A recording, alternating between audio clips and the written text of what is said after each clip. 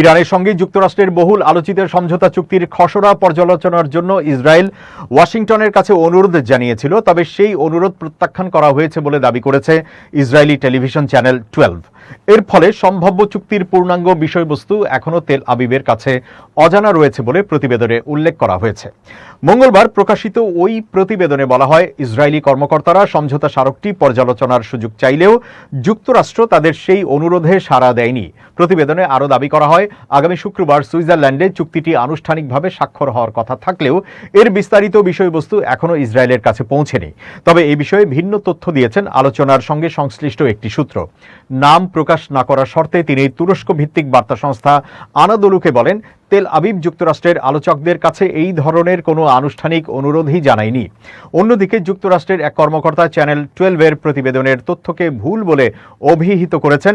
তার দাবি, পুরো আলোচনা প্রক্রিয়া জুড়ে ওয়াশিংটন ইসরায়েল সহ আঞ্চলিক মিত্রদের সঙ্গে ঘনিষ্ঠ যোগাযোগ ও সমন্বয় বজায় রেখেছে।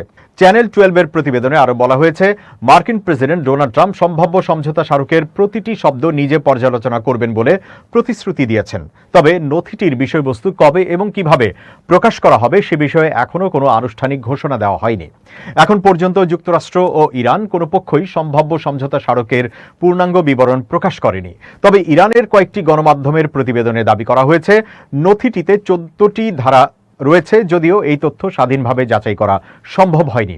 বিভিন্ন গণমাধ্যমে প্রকাশিত খবরে বলা হয়েছে, সম্ভাব্য ধারাগুলোর মধ্যে দক্ষিণ লেবানন থেকে ইসরায়েলি বাহিনীর প্রত্যাহার, হরমুজ প্রণালীতে জাহাজ চলাচলের বিধিনিষেধ শিথিল, ইরানের উপর আরোপিত কিছু নিষেধাজ্ঞা প্রত্যাহার, জব্দ থাকা ইরানি সম্পদ মুক্ত করা এবং আন্তর্জাতিক বিনিয়োগের মাধ্যমে দেশটির পুনর্গঠন পরিকল্পনার মতো বিষয় অন্তর্ভুক্ত থাকতে পারে। তবে এসব দাবির কোনো আনুষ্ঠানিক নিশ্চিতকরণ পাওয়া যায়নি। এর আগে প্রেসিডেন্ট ট্রাম্প জানিয়েছেন, সম্ভাব্য চুক্তি স্বাক্ষরের পর হরমুজ প্রণালী পুনরায় খুলে দেওয়ার উদ্যোগ নেওয়া হবে। তবে চুক্তির চূড়ান্ত শর্ত, বাস্তবায়ন পদ্ধতি এবং সংশ্লিষ্ট পক্ষগুলোর দায়িত্ব নিয়ে এখনও ধোঁয়াশা রয়ে গেছে। বিশ্লেষকদের মতে, যুক্তরাষ্ট্র ও ইরানের মধ্যে সম্ভাব্য এই সমঝোতা মধ্যপ্রাচ্যের ভূ রাজনীতিতে গুরুত্বপূর্ণ প্রভাব ফেলতে পারে। তবে আনুষ্ঠানিক নথি প্রকাশের আগে বিভিন্ন পক্ষের দাবি ও গণমাধ্যমে প্রকাশিত তথ্য সতর্কতার সঙ্গে মূল্যায়ন করা প্রয়োজন। চুক্তির পূর্ণাঙ্গ বিবরণ প্রকাশ না হওয়া পর্যন্ত এর বিষয়বস্তু নিয়ে চলমান জল্পনা কল্পনা অব্যাহত থাকবে বলেই ধারণা করা হচ্ছে।